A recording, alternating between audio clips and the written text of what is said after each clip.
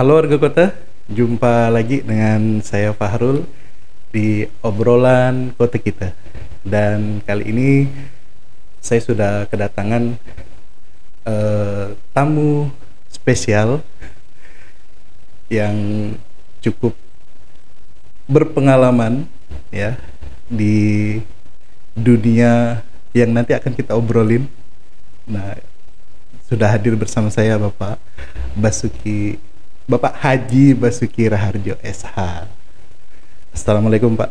Waalaikumsalam warahmatullahi wabarakatuh. Gimana kabar ya Pak? Baik, alhamdulillah sehat.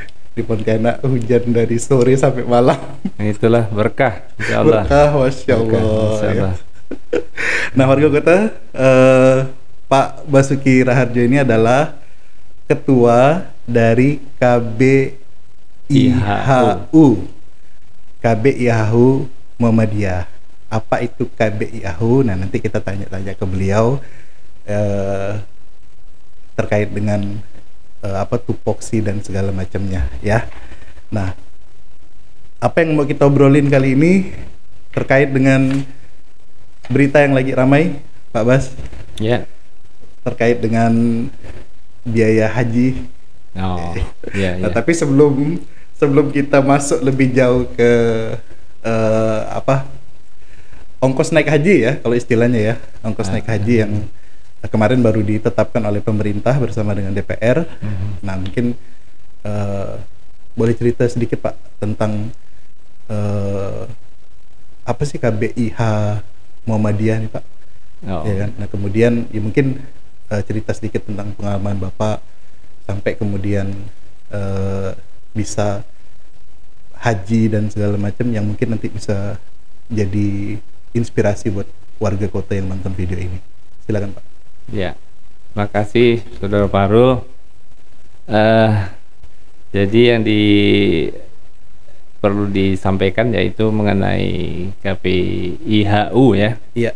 Jadi KBIHU adalah kelompok bimbingan ibadah haji dan umroh ya. Ini tugasnya atau kewajibannya tuh membantu jemaah dalam pelaksanaan haji dan umroh. Oke. Ya. Jadi kebetulan saya diamanahkan di Muhammadiyah.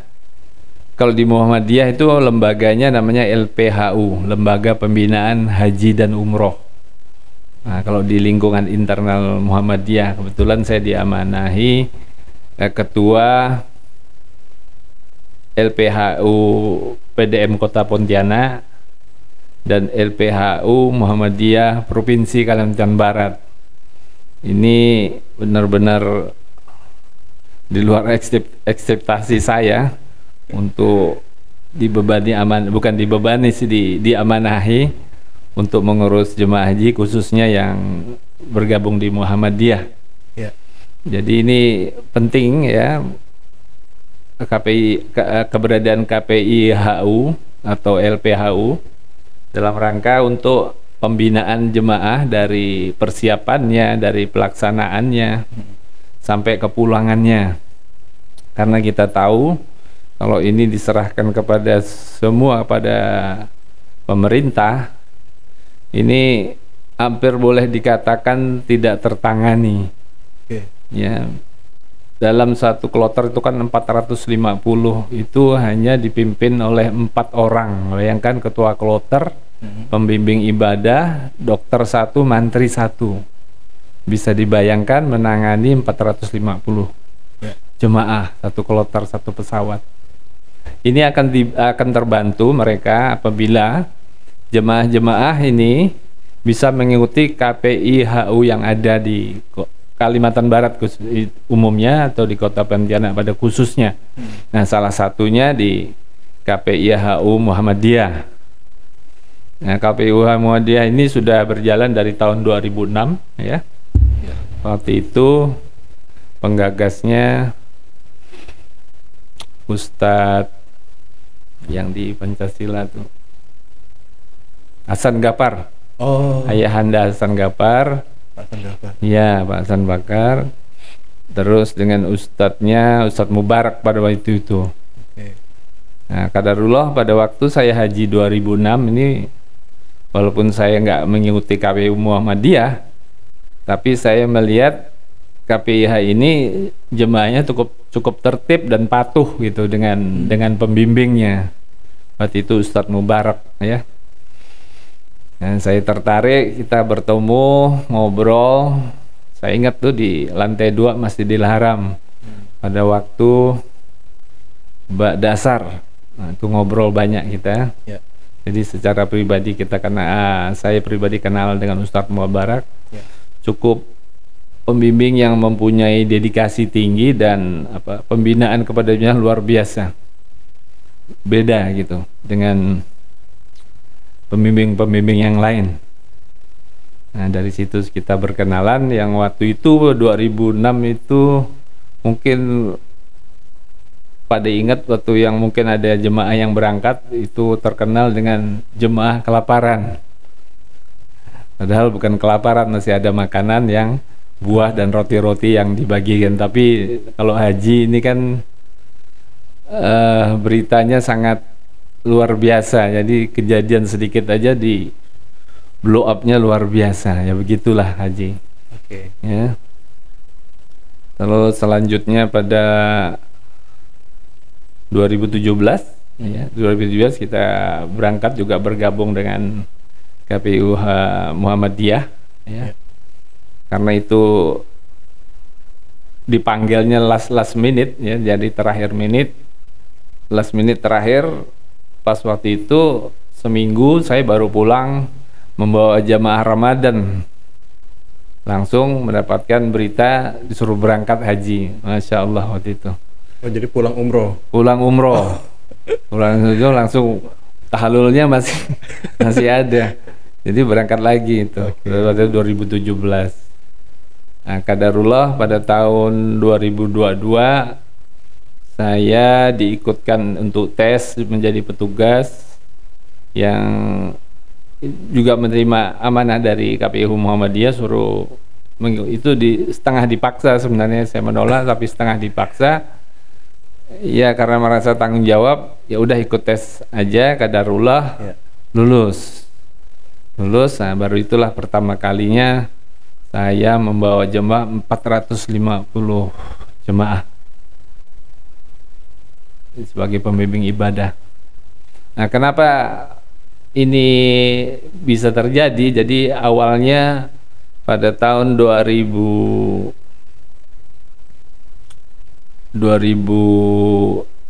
ya, 2008 ya. Itu alhamdulillah saya dengan istri itu sering berangkat umroh ya. Umroh. Nah, di situ banyak jemaah yang pengen ikut saya gitu, walaupun saya bukan travel pribadi. Jadi, Pak Haji kapan mau berangkat lagi, ikut. Jadi sepertinya saya membawa jemaah, padahal orang-orang itu pada ikut bareng aja gitu.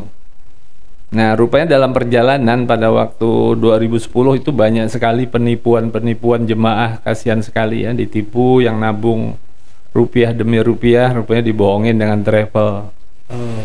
Ya, akhirnya saya bersepakat dengan istri, ya udah dah kita buat travel, tapi bukan travel Simbi, bekerja sama dengan Jakarta yang amanah juga, supaya niat-niat para jemaah ini tidak dibohongi oleh travel-travel yang ada, memanfaatkan semangatnya jemaah. Nah, mulai dari itulah kita dengan istri hampir setahun 3-4 kali kita membawa jemaah.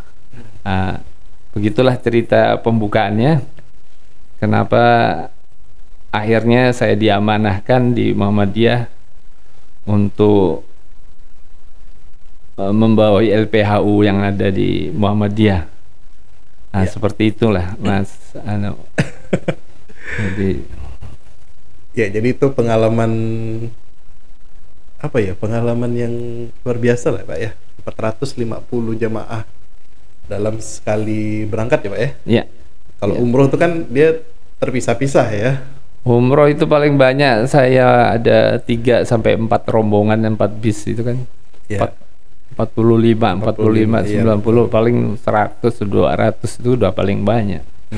Begitu. Oke. Nah, berarti pengalaman Pak Bas ini terkait dengan apa membawa jamaah umroh ini kan sudah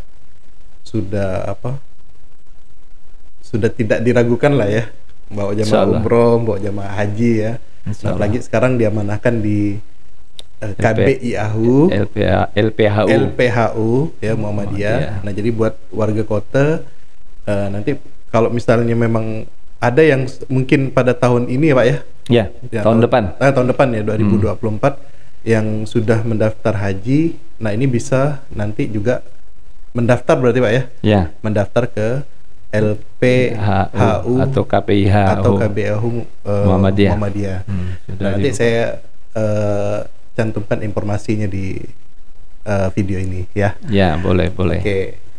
Nah, terkait dengan ini Pak, biaya haji nih, ya kan? Nah, kemarin pemerintah sudah menetapkan biaya haji itu kalau tidak salah saya di angka 93 juta ya. Iya. Nah, ini kita lihat sekian. Nah, ini penetapannya 93.410. Nah, mungkin Pak Basuki bisa jelaskan Pak, ini seperti apa sih porsi-porsinya supaya kemudian masyarakat atau warga kota yang menonton video ini bisa memahami lah terkait dengan biaya perjalanan biaya penyelenggaraan ibadah haji. Ya, gimana tuh Pak? Ya. Jadi mungkin seminggu atau 2 minggu yang lalu ya sudah diputuskan oleh pemerintah bahwa ditentukan biaya penyelenggaraan ibadah haji untuk insya Allah tahun 2024 sebesar 93.410.286.000. Nah, di situ kan ada 60-40 tuh. Ya. Nah, 40-nya itu kontribusi dari nilai manfaat BPK. Dan ya 60%-nya ditanggung oleh jemaah haji. Oke. Jadi yang dibebankan kepada jemaah haji adalah 56.046.172. Oke. Nah, ini juga masih dipotong dengan waktu mendaftar porsi pertama 25 juta. Nah, jadi bukan 56 juta tuh langsung dibayar. Oke. Nah, jadi kan waktu jemaah mau mendapat porsi kan harus setor 25 juta. Dapat kursi itu ya. Iya. Jadi dikurang itu sekitar 31 jutaan. Itu yang harus disetor sisanya. Iya, dan sekarang dapat keringan juga. Cuman teknisnya seperti apa karena kepresnya belum turun juga. Iya. Bisa dicicil. Oke. Nah, kapan atau besarannya tunggu aja nanti infonya dari Kemenak di tingkat 2 atau dari Kanwil nanti biasa diumumkan sampai kapan, mulai kapan. Nah, 31 juta sekian. Mungkin kalau untuk Kota Pontianak biaya dari Pontianak ke embarkasi Batam kan ditanggung masing-masing biasanya. Oke. Nah, itu sekitar 3 juta sampai 4 juta per orang ya. Iya. Jadi ya boleh dipersiapkan sekitar 51 lah ya. Ya, tambahannya ya. Iya. Sekitar itu. 51 itu kan berarti yang di luar 25. Bukan 35 lah. 35 juta. 35 juta lah. Tambahan ya. Iya. Untuk disiapkan gitu. Karena kan nanti ada living cost juga dikembalikan ke jemaah. Seperti tahun lalu 3 juta masing-masing jemaah. Jadi kembali lagi 3 juta ke jemaah itu. Dan yang perlu diketahui lagi ada yang penting bagi jemaah khususnya yang manula, yang punya sakit bawaan. Itu penentuan istitoah itu sekarang di kesehatan. Jadi sebelum penyetoran BP, infonya itu akan diperiksa kesehatan dulu. Ya, jadi kan beliau atau mereka jadi berangkat atau iya, baru diperintahkan untuk setor. Gitu. Infonya seperti itu sekarang. Jadi bagi yang punya komorbid, umpamanya kayak darah tinggi, ginjal, mulai sekarang cek aknya. Jangan sampai ada panggilan untuk pemeriksaan kesehatan 1-2 hari baru periksa ke itu nanti bawaannya tegang, nanti penyakit yang lain akan muncul biasanya karena bawaannya tegang. Pas diperiksa iya, jadi tambah lagi, tambah sakit emahnya jadi tinggi. Oke. Jadi mulai sekarang, mulai masih ada waktu, yang gula darahnya naik turun distabilkan, makan obatnya. Darah tinggi juga begitu. Karena jangan sampai nanti gara-gara ini kan tertunda apa gagal berangkat, kan kasihan nunggunya udah lama. Iya. Itu memang tugas berat bagi kesehatan nih. Iya. Nggak tahu nanti prosesnya teknisnya seperti apa, kita tunggu aja karena infonya seperti itu, karena pengalaman dari yang tahun lalu kan kemarin 60% kan manula. Jadi 60% manula dan nggak bisa ada pendamping. Kalau yang tahun-tahun yang lalu tuh bisa ketarik, sekarang nggak bisa. Jadi kadang-kadang ya udah nggak bisa apa-apa juga kalau orang udah sampai di sana kan susah ya. Iya. Karena kita tahu ibadah haji ini 95% itu fisik. Iya. Jadi kalau udah tua, ada komorbid, susah itu. Jadi semua diwakilkan, jamarat diwakilkan. Bayar dam. Jadi enggak merasakan. Iya. Enggak merasakan langsung ya, Pak? Iya, enggak merasa, enggak. Iya, banyak di hotelnya akhirnya. Jadi gitu, kalau apalagi kalau tidak ada keluarganya yang mendampingi, karena masing-masing jemaah kalau di sana kan udah sibuk-sibuk sendiri. Nah, itu kembali lagi kalau di KPIH Muhammadiyah. Ini dari awal udah kita, kalaupun ada yang mendaftar yang tua, itu biasa udah kita bagi itu di dalam kamar, di regunya. Jadi tidak kita masukkan itu orang tua semua atau orang sakit semua. Satu regu kan biasa 11 atau 12 orang. Itu jadi biasa ada yang membantu mendampingi. Iya. Dan kesulitan dalam regu itu kalau di kita itu benar-benar kita bina dari awal, kita perkuat. Karena kuncinya itu di regu, keberhasilan satu kloter itu di regu. Jadi kalau regu itu isinya kan sekitar 11-12, kalau satu rombongan kan 45 orang. Kalau regu nih udah tertata dengan baik, itu handle-nya mudah, dan di KPIH Muhammadiyah itu yang diutamakan pembinaannya. Ya. Insya Allah, jadi Bapak Ibu jemaah, untuk keberangkatan tahun depan tidak usah khawatir, yang penting kita siap aja. Karena sesungguhnya yang memampukan bukan kita, tapi Allah yang bikin kita mampu. Ya, kalau udah dipanggil insya Allah ya. Insya Allah nyampe. Semua dimudahkan nanti. Nah, itulah sekitar biaya haji.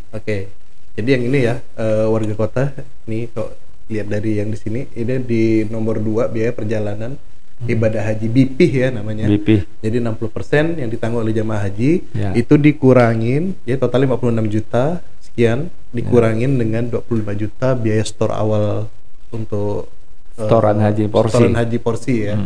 Nah, jadi kira-kira ya 35 juta lah disiapin. Masih ada waktu ya, Pak ya, sampai setengah tahun ke depan ya untuk nyiapin biaya-biaya yang kurang. Nah, berarti kalau yang kurang itu mekanisme setornya tetap sama kayak yang awal ya berarti ya? Iya, tapi ini ada kebijakan tahun ini bisa dicicil. Cuman teknisnya seperti apa? Kita belum keluar nih dari Kemenang. Dari pemerintah pusat bisa dicicil sebab. Terus kalau misalnya ada yang tidak sanggup, apakah itu akan disubstitusi dengan yang lain? Maksudnya substitusi ya gagal berangkat yang tak berangkat. Gitu. Iya. Berarti kan ada kuota yang akan naik nanti kan, yang di bawah daftar tunggu. Makanya ada cadangan biasanya. Ada yang cadangan yang nomor urutnya mepet-mepet, itu jangan pergi-pergi Bapak Ibu. Biasa Kemenak tuh telepon last minute tuh. Last minute. Jadi kalau nomornya, nomor urutnya itu, itu jangan, itu yang kejadian saya tuh. Bapak. Ditelepon gitu. Siapa berangkat? Ya siap kalau udah kayak gitu. Nah, gitu. Last minute ya? Last minute. Ya, 2 minggu, seminggu tuh harus siap itu gitu. Apalagi ada tambahan kota lagi kan. Kemarin biasa mendadak juga begitu. Informasi dari pertemuan presiden sama Arab Saudi ya. Jadi ada tambahan kota. Cuma kita belum dapat informasi ya jumlah pastinya ya. Belum pastinya, belum, biasanya nanti tambahan. Cuman ini jangan gembira dulu. Kadang-kadang saya berkali-kali itu terutama di Mina senang dengan tambahan porsi. Sesungguhnya tendanya tidak ditambah. Akhirnya jemaah banyak yang tidurnya tidak dapat tenda. Nah, itu paling sering terjadi. Jadi penambahan kuota tidak diikuti dengan fasilitas. Nah, malahan sekarang di Arafah itu kan ada istilahnya mina jadid. Itu mina jadid artinya wukufnya di luar daerah yang harus ditentukan. Jadi udah ada fatwanya sih dari itu, dan itu pun masih ada yang jemaah yang tidak dapat tenda. Itu masih kejadian. Begitu kondisinya di sana luar biasa. Ya ini menarik sekali ya. Jadi ya buat warga kota kayak, karena haji ini adalah ibadah fisik ya. Jadi memang mungkin yang masih muda-muda ya Pak ya. Iya. Masih segar fisiknya, boleh deh udah mulai disiapkan ya tabungan-tabungan untuk pergi haji ya kan. Karena kalau menunggu usia kita udah senja lumayan berat untuk pergi haji. Tapi daftar tunggunya juga lama Mas Faris. Kita sekitar 18 tahun ya. Diprioritaskan yang usia 65 ke atas gitu. Ah, itu juga dilematis juga ya. Iya, dilematis. Itu yang paling jauh daftar tunggunya Sulawesi Selatan 40 tahun. Allahu Akbar. 40 tahun. 40 sama tahun. Juga kita daftar umur 25, pergi hajinya umur 65. Iya, makanya sekarang umroh kan luar biasa di Indonesia. Iya. Karena dia berhitung udah kayaknya seperti, apalagi umroh Ramadan. Itu tapi, kan kita tetap beda lah Pak. Ya kan? Iya sih, memang orang wukufnya ya kan, enggak dapat wukufnya, enggak dapat beda jamaratnya. Terus dalipanya memang luar biasa kalau karena yang sakral di haji kan ya momentum itu ya kan, di Arafahnya itu yang membedakan dia dengan umroh. Beratnya bagaimana tetap itu ngangenin. Nah itu saya ulangi lagi, jadi di KPIHU Muhammadiyah ini menghadapi itu benar-benar kita siapkan di awal. Jadi benar-benar real gitu loh, dalam penyampaiannya tuh real. Jadi kita tidak nakut-nakutin, tapi tidak membuat dia lengah. Jadi fokus gitu loh. Perlu juga diketahui di KPIH Muhammadiyah itu mempunyai pembimbing yang bersertifikat yang paling banyak. Jadi ada 5 orang itu semuanya bersertifikat. Jadi siap untuk diberangkatkan. Udah siap. Terus di Madinah, di Mekah pun kita ada petugas namanya PCIM Arab Saudi. PCIM Arab Saudi itu mewakilkan anak-anak Muhammadiyah yang kuliah di Madinah dan di Mekah. Itu kita berdayakan. Jadi mereka nanti yang membantu. Iya, membackup kita di sana. Jadi khusus gitu. Ada mereka membantu jemaah Muhammadiyah. Jadi benar-benar kita persiapkan. Jadi detail, kalau kita itu detail dari persiapannya, gimana praktisnya di pesawat, ya, bagaimana antri yang pas, bagaimana masuk ke Masjidil Haram itu dengan waktu yang pas, mencari posisi yang premium gitu loh. Dan cara keluar dari masjid itu juga kita ajarkan sampai sedetail itu. Sampai buang air di pesawat pun kita simulasikan. Nah, jadi karena banyak kejadian dari pengalaman saya beberapa kali itu, ya maklum aja ya, saya bawa orang yang dari ke Pontianak aja bisa dihitung dengan jari. Tiba-tiba dia pergi ke luar negeri 9 jam pula naik pesawat. Bisa dibayangin kan? Kalau kita nggak kasih penjelasan yang sedetail mungkin, ini jadi masalah. Karena kejadian itu pada 2006 itu kotoran tuh sampai ke kasihan pramugarinya. Bisa bayangkan Bapak Ibu di pesawat dengan membawa kotoran duduk di itu. Iya, karena toilet di pesawat kan cukup kecil itu kan, dan kalau yang nggak tahu kan airnya nggak ada. Jadi benar-benar harus kita simulasikan sampai sedetail itu. Apalagi karena gelombang kedua. Jadi langsung ke Mekah, langsung umroh, itu kan pakai ihram. Itu mempertahankan ihram dari Batam di pesawat itu kan nggak mudah. Kan gimana caranya kita ajarin, gimana caranya nggak buang-buang air kan gitu. Itu kita ajarin sedetail itu. Karena memang dianjurkan oleh Dirjen Haji dan Umroh itu tips-tips itu penting. Jadi tips-tips itu penting bagaimana karena mengantri bis gitu loh dengan aman, dengan cepat pergi ke masjidnya gimana. Karena kan kita nih kadang-kadang kebiasaannya di kampung kita dibawa ke sana, itu kan sering terjadi. Sholat Jumat datangnya last minute, nggak bisa kalau dimakan last minute.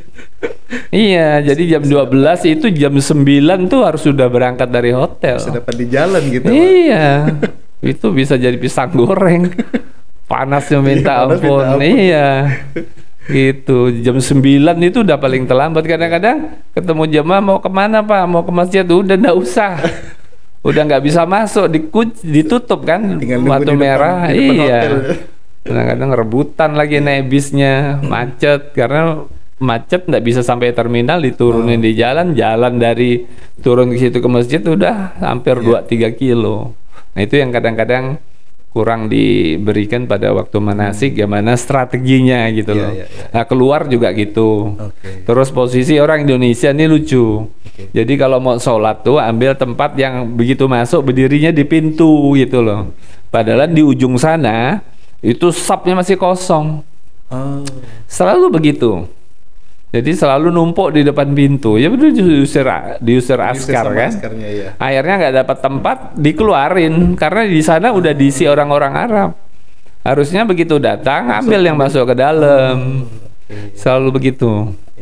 Nah itu kebiasaan gitu. Belum lagi yang nggak mau ngisi sap yang kosong di depan. Karena udah merasa nyaman kan. Iya. Jadi kalau di Nabawi itu seringnya jadi tengahnya tuh kosong sapnya. Itu orang Arab suka marah itu. Orang Arab itu sap kosong, dia walaupun sholat dia jalan untuk merapatkan sap. Nah kita nggak biasa seperti itu. Nah itu yang kita ajarin tuh. Jadi KPIAW. Iya. Jadi poinnya bagaimana kalau mau ikut menggendong jenazah, mau lihat cara orang menguburkan di sana, suasananya jauh berbeda, biar ada ilmunya, ada pengalamannya gitu. Banyak yang sekali yang kita kasih kesempatan kepada jemaah. Jadi kita nggak nakut-nakutin gitu loh. Jadi nggak usah takut, insya Allah. Jadi semuanya jadi mudah gitu. Jadi memberikan apa ya? Ibaratnya panduan lah Pak ya. Panduan praktisnya kan. Nah karena kan kita berhadapan di tempat orang. Dengan budaya mereka, kemudian juga ibadah haji ini kan ramai. Betul.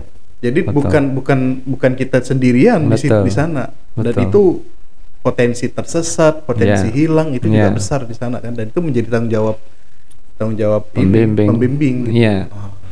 Itu sama luar biasa. Di Arafah, di Mina itu harus ada strategi. Karena gini, di Mekah itu kalau haji itu banyak yang kita pertimbangkan. Karena di kita kan kita perkuat ini insya Allah sesuai sunnah. Jadi karena perintahnya kan memang manasik, ambillah manasik dariku kata Rasul. Jadi itu kita coba semampunya.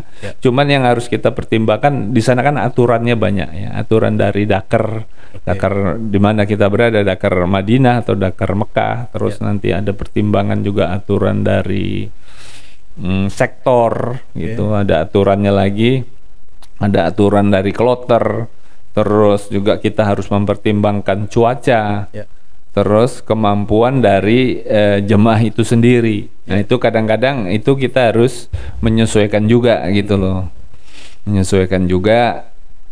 Akhirnya mungkin kita nggak dapat sunnahnya, tapi ya udah sunnah kan plusnya itu kita artinya ada kemudahannya lain gitu loh. Nah, ada kemudahan yang lain, jadi kita itu kan. Tapi insya Allah kita usahakan semampunya.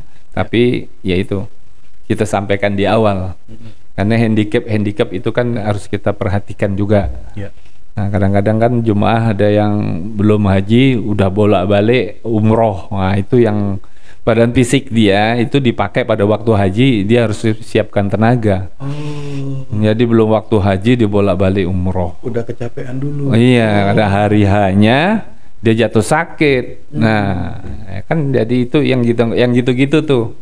Kadang-kadang kalau kita tidak persiapkan pada waktu manasik, iya ini akan ibaratnya jadi mandai-mandai jadi. Iya. Padahal sebenarnya ibadahnya harus tahu prioritasnya yang betul. Mana. Kan gitu.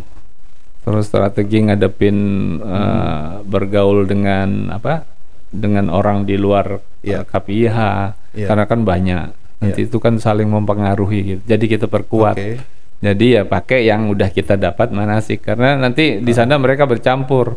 Kok di sana begini, kok di sana begini, beda-beda masih. Beda-beda. Kadang-kadang beda gitu kan. Jadi kalau kita ndak stressing di awal, nanti akhirnya bingung sendiri. Nah, padahal sesama jamaah Indonesia ya? Iya. Jadi arah kita tuh di KPIH Muhammadiyah itu benar-benar jemaah kita, walaupun ada pembimbing ya, dia bisa mandiri. Dengan kita bekalkan ilmu seperti itu, kita perkuat gitu. Jadi sampai di sana nggak ada pertanyaan-pertanyaan yang aneh-aneh. Jadi udah dapat gambaran dulu nih di udah sini. Gambar. Iya, betul. Jadi setiap tikungan, setiap apa nanti ketemu udah saya jelasin dulu gitu loh. Kalau nanti dia ketemu, gitu. Karena saya sering jemaah, oh benar Ustadz, yang Ustadz ceritain tadi saya lihat begini-begini. Ya udah, kamu jangan tidak kaget gitu loh. Karena nanti kamu saya jelasin, ada orang ngadepnya Ka'bah di depan dia, tapi dia sholat sejadahnya nggak mau dia ngadep Ka'bah. Saya aja dialog, rupanya dia orang Syiah. Nah, saya tanya kenapa kamu nggak ngadep kiblat? Tapi kan saya tawaf, ngeles saja jawabnya. Nah itu ada di Mekah, itu jemaah Iran kan gitu-gitu tuh. Karena kan di Karbala dia kan. Tapi lucunya dia datang ke Mekah. Datang ke Mekah juga dia. Datang ke Mekah juga. Ya itulah, itu luar biasa kalau enggak kita bekali ilmu kan yang gini-gini kan. Belum ya yang aneh-aneh. Masab-masabnya kan banyak tuh di sana. Cara sholatnya aja beda-beda. Iya, jadi kita tuh lebih wise gitu loh. Jadi enggak merasa eksklusif juga. Ya udah lihatlah itu kan perbedaan-perbedaan itu. Nah, makanya perlunya KPIH ini itu.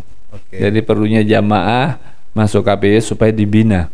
Ya, dibina dalam ilmunya macam-macam. Kalau di Muhammadiyah itu ada nanti dikasih pelajaran, ada sejarah Mekah, sejarah Madinah, ada fikihnya, ada wudunya, ada tentang fikih perempuannya. Terus ada psikologi hajinya. Terus dinamika serba-serbinya tuh detail disampaikan oleh orang yang ahlinya, sampai juga kesehatan. Juga begitu, bagaimana memaintain kesehatan supaya dari awal berangkat sampai pulang itu tetap bugar. Gitu. Jadi, berarti berapa lama tuh Pak durasi persiapannya tuh kalau di KPIH Muhammadiyah? Kita kan ada 15 kali pertemuan ya, itu plus praktek, tapi sesungguhnya kita unlimited. Jadi kalau dia merasa belum puas, dia minta secara privat, kita berikan. Baik itu dia panggil ke rumah dan masalah, karena biasa kan bergu gitu kan. Bergu kita ada yang kurang puas, datang kita panggil. Gitu. Jadi unlimited sebenarnya, kalau itu hanya batasan yang ditentukan oleh Kemenak kan, harus 15 kali. Nah, itu kalau dia belum puas kita datangin lagi. Nah, dan kita juga ada fisik juga. Jadi kalau ada program, karena kemarin saya buat seperti itu sangat efektif. Contohnya apa tuh Pak? Kalau fisik Pak? Ya, jalan. Jalan kaki. Jalan kaki, karena kan banyak jalan kaki. Jadi betul. Jadi yang lemah-lemah pun, yang badannya kayak aul itu kan, memang saya paksa. Saya turun 7 kilo Pak. Alhamdulillah. Oh iya ya, dulu dengan sama ya. Turun 7 kilo bro tuh. Karena jalan kaki kan mana-mana kan. Luar biasa. Sampai jadi longgar celana-celana. Jadi begitu, jadi dirasakan jemaah manfaatnya. Dia kayaknya keletihan di sana kan, kalau sa'i kan luar biasa. Betul. Sa'i itu kan terasa banget, ya kan? Paling terasa tuh sa'i. Daripada tawaf kan? Betul. Nah, sa'i itu paling terasa. Alhamdulillah gitu loh. Yang tadinya minta kursi roda, sampai di sana nggak perlu kursi roda. Subhanallah. Walaupun jalannya waktu latihan terseok-seok, ketinggalan terus, apa kasih semangat. Subhanallah. Jadi penting. Sampai ke situ ya. Iya, jadi kita Ya. karena kan penguatan otot juga perlu. Wah, bayangin nggak pernah jalan, tahu-tahu jalan.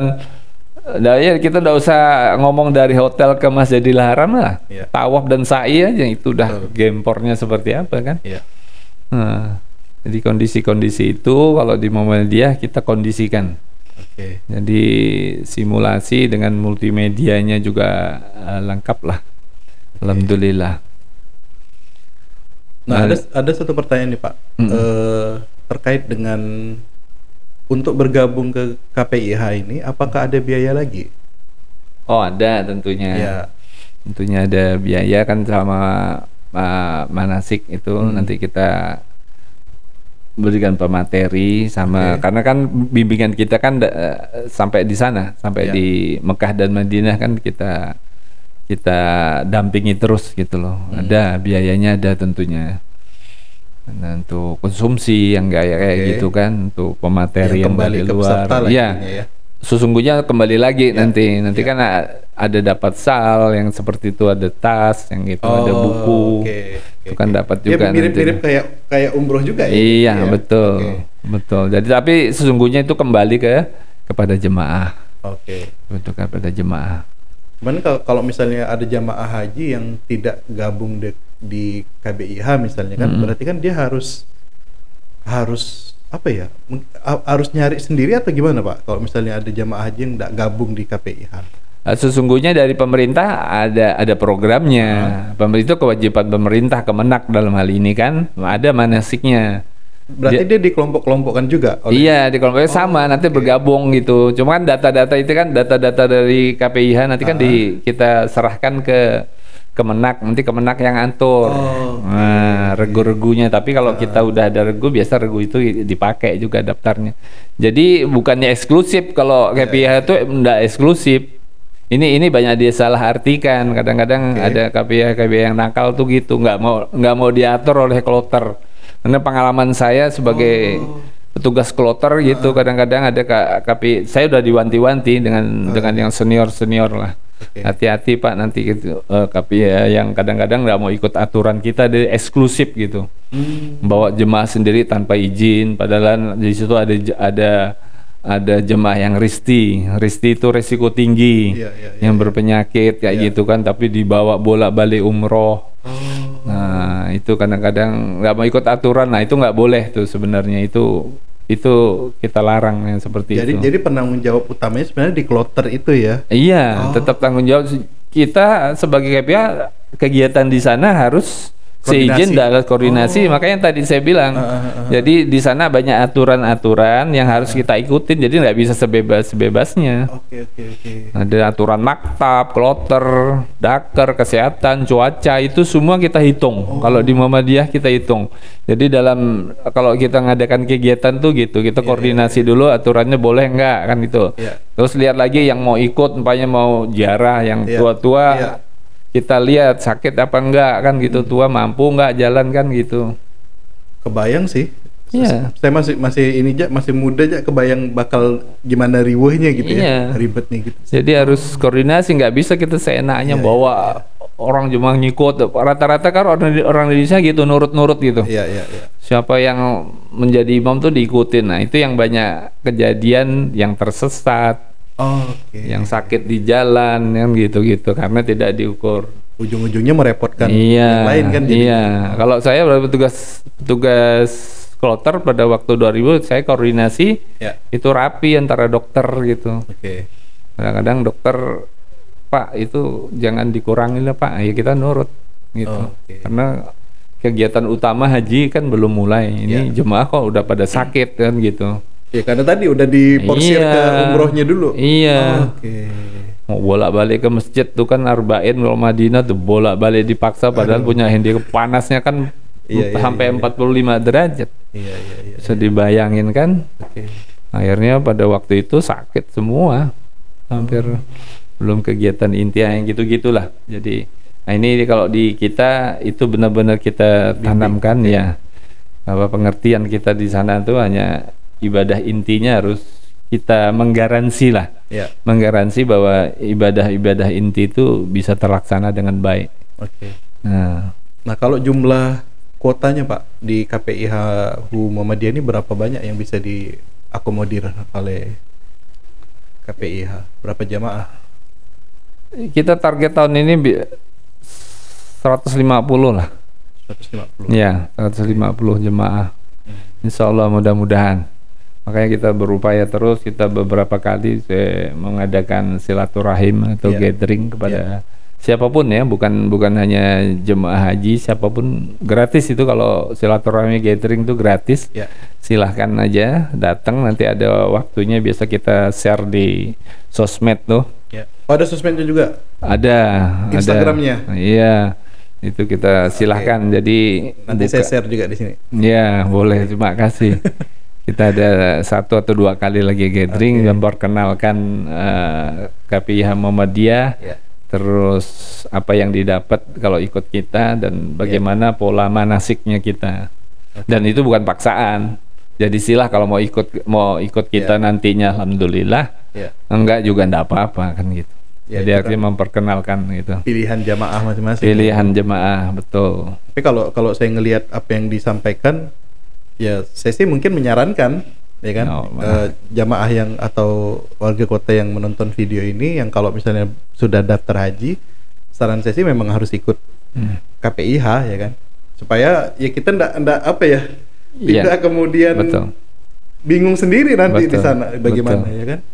Karena ini kan ibadah yang seumur hidup sekali kan. Belum tentu balik jadi lagi ke sana. Itu kita sebagai pengurus itu yang kita bertanggung jawab dan kita garansi betul bahwa ibadah pokoknya itu jemaah dapat laksanakan dengan tertib lah. Gitu. Baik yang tua maupun yang sakit, insya Allah. Apalagi dengan ada bantuan PCIM Madinah dan Mekah, luar biasa. Mereka anak-anak muda kan, jadi cepat lah gitu responnya. Seperti itu jadi kira-kira. Oke, jadi nanti saya share informasinya terkait dengan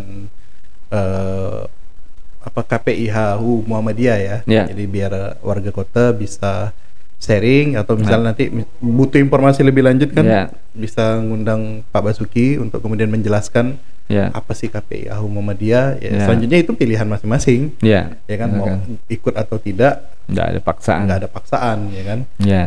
Oke. Nah, dan itu satu lagi, dan itu biayanya bisa dicicil juga.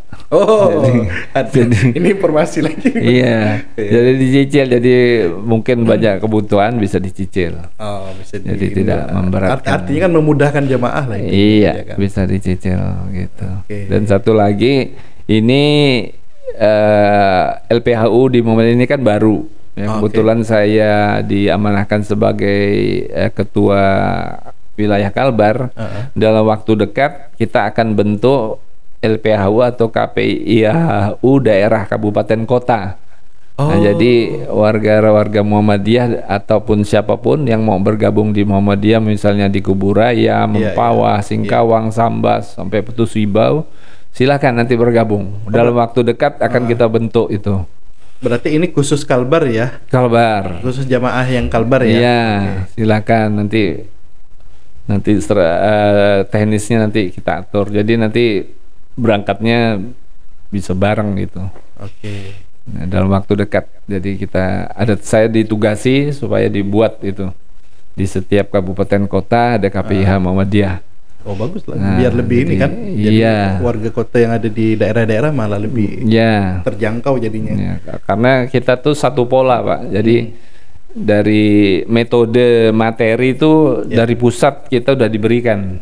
Ada panduannya. Ada panduannya. Jadi kita nggak bisa sembarangan. Dan polanya itu harus jadi seragam nanti. Nanti kalau ketemu jemaah dari manapun, kalau di Mekah, samalah itu. Jadi lebih memudahkan. Ya, mohon doanya lah. Ini dilancarkan nanti pembentukannya. Amin. Ya haruslah, ini kan ibadah yang paling puncaknya sebenarnya Pak ya. Puncak dari Islam itu kan adalah haji sebenarnya. Betul. Dan itu yang paling berat kan. Jadi sangat disayangkan kalau kita tidak menyiapkannya dengan sangat-sangat serius gitu. Betul. Satu lagi yang sering saya sampaikan ke jemaah, jadi surau yang sekecil apapun di atas gunung manapun yang di pelosok Kalimantan Barat, dengan Masjidil Haram dan di Madinah yang punya tuh sama. Nah, artinya yang punya rumah ibadah itu harus mengenal para jemaah dulu. Ya.